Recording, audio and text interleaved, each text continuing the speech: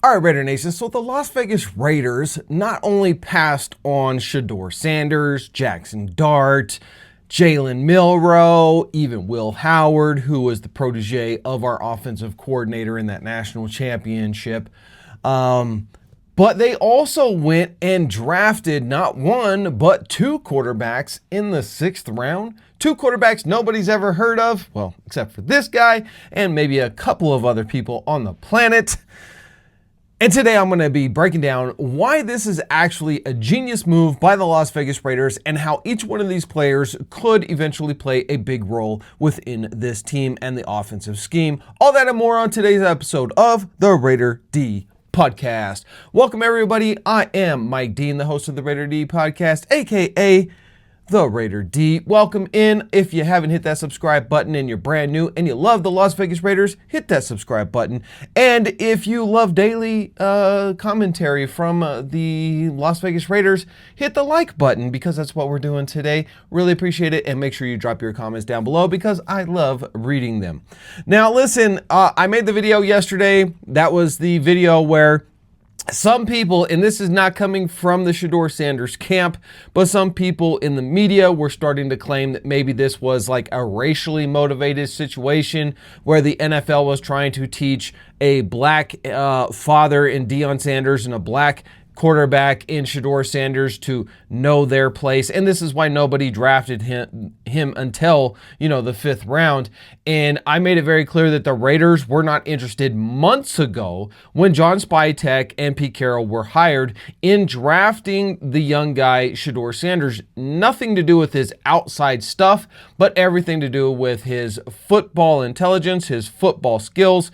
They just, he's a good quarterback, but he's, in their opinion, nothing more than a backup quarterback.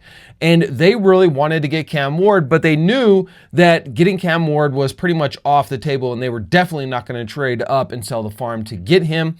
So they just decided that they were not going to get any quarterback in the 1st round, the 2nd round, or the 3rd round, or even the 4th or the 5th round, no matter who was there, including the national champion, the FBS national champion, Will Howard from Ohio State, who knows Chip Kelly's offense like the back of his hand, and it would have been a natural fit and progression to draft him. And yet they still did not do it. They waited all the way until the 6th round to draft two guys that most of Raider Nation have never heard of because they're from two small schools. And we're going to get into that here in a moment. But first, I do just want to say thank you to today's sponsor of the channel, and that is Box House. Guys, you gotta go and check them out. I'm going to leave their website as well as a phone number to the guy to get in touch with, named Kevin. He's absolutely honest and just does a great deal. Like, he's got a great product over there at Box House. If you need an ADU, if you need a tiny home, go through their website, check them out, call Kevin. He is absolutely going to take care of you, and they can deliver pretty much anywhere in the country. So go ahead and check them out now. Also want to say thank you to Aura.com for being a sponsor. If you want to keep your privacy and all of your digital information private, go and sign up for their 14-day free 14-day free trial at aura.com/RDP. Link is down in the description. Doesn't cost you a thing. They're going to do a dark web scan and make sure that your data is secure and safe. Also, thank you to Vtoman Solar for being a longtime supporter of the channel. Appreciate you. If you guys need some solar, you need a solar and generator, you need power, go and check them out, guys. Link is down in the description. They are amazing. Okay, so let's get into today's video, guys. I'm excited about these two prospects that we have now just signed. The first one that I'm going to talk about is a guy named Tommy the Touchdown Malot. Tommy Malot, coming out of Montana State. Listen, nobody had ever heard of this dude, but if you watched the combine, this dude absolutely blew everybody away with his raw athleticism. You want to talk about Jalen Milroe.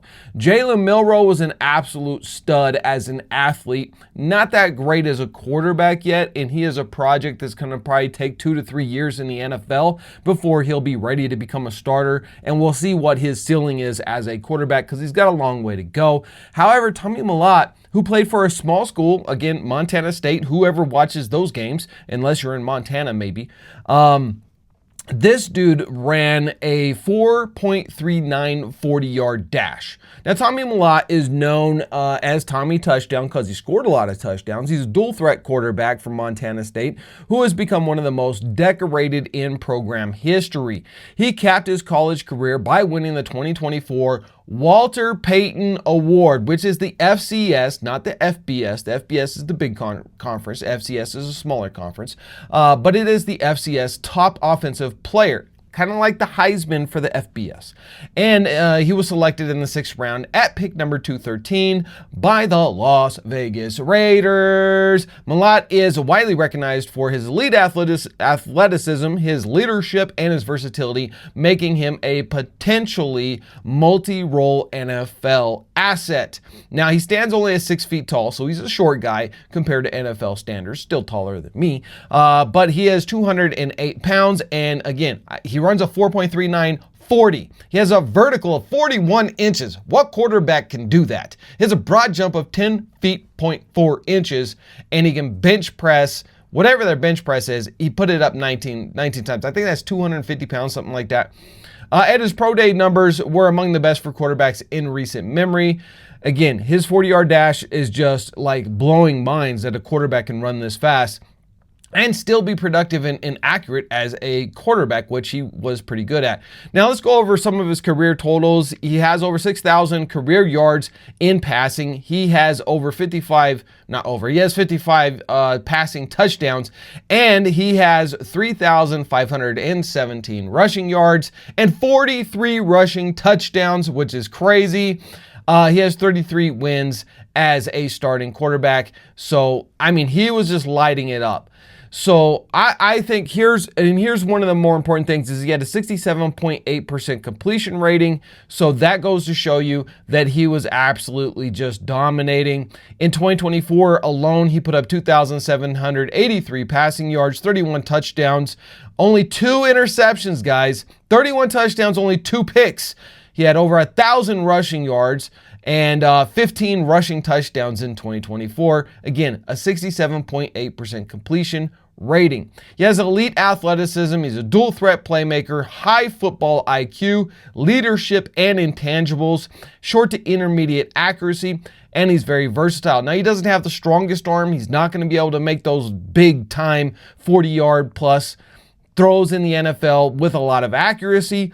But if you think about Chip Kelly's offense and how he uses quarterbacks exactly like this, I'm telling you right now, watch for some gimmick plays where he's going to be in there lined up maybe as the running back behind Geno Smith, and they hike the ball to this guy and he goes to act like he's going to run, but then he throws a 20, 30-yard touchdown in the end zone. I'm telling you right now, watch out for that, because that's exactly why you draft a kid like this, because he's absolutely crazy. Now, a lot of NFL projections have him being turned into a wide receiver, which is, think of a Julian Edelman, a Taysom Hill, both of who transitioned from quarterback in college to wide receivers in the NFL. He'll best fit for an RPO heavy West Coast offense that can leverage his mobility and his quick decision making. He's going to be great in the special teams. Definitely, I think with his speed and athleticism, you can see him making the special team squad as an active player on this team for sure. So I'm very pumped about him. I think it's a great pick. Picking him up, an athlete of his caliber in the 6th round, it just makes sense. He has so much versatility, and I think he's going to make the team.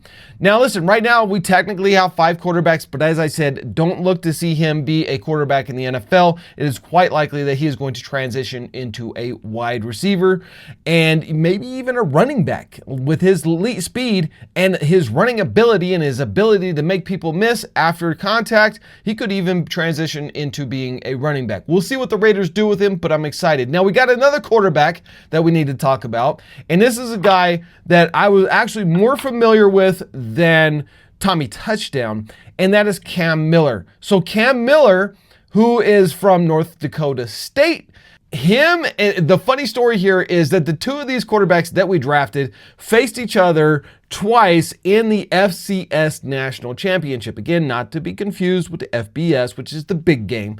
This is the game that probably nobody watched, but it is the national championship for the FCS.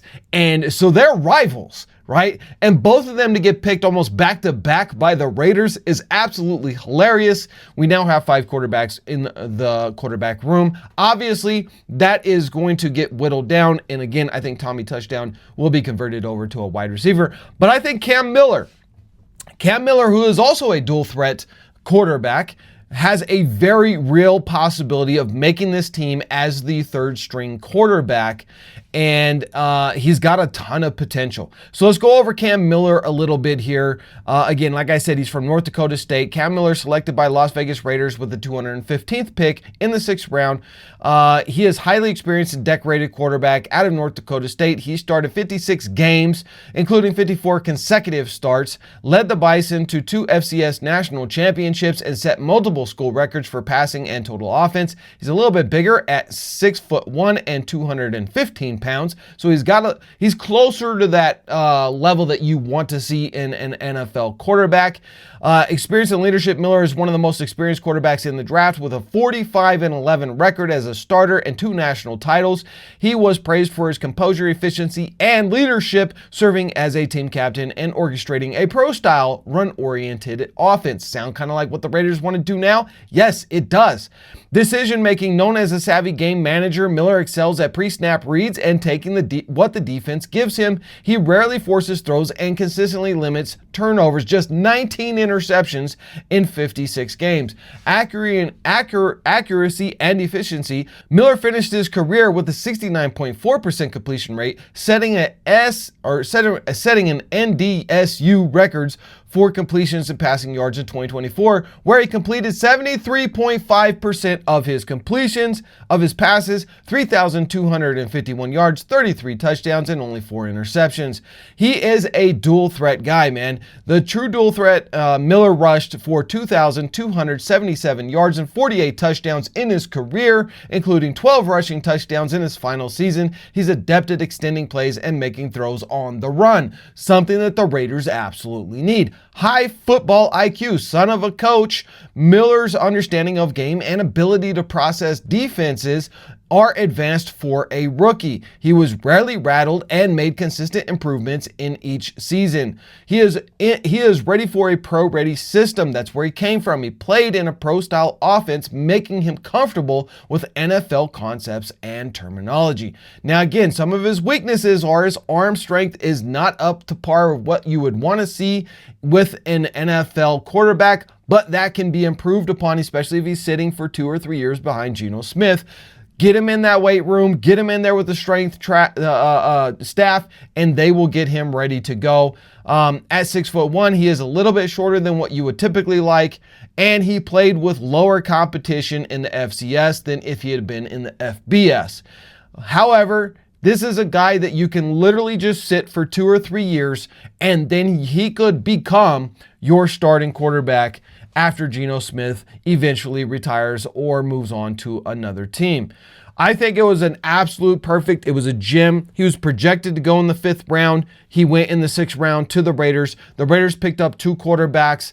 And now we've got a real quarterback competition for that number 2 spot. Obviously, we know Geno Smith is the starter, but who is going to be number 2? Is it going to remain Aiden O'Connell, AOC? Is it going to be Tommy Touchdown? Is it going to be Cam Miller? I think those are only your real prospects that you really have. Carter Bradley, I think he'll be the odd man out and end up on the practice squad. Drop your comments down below. Let me know how you feel about the Raiders drafting not 1, but 2 quarterbacks and passing on all of the big names.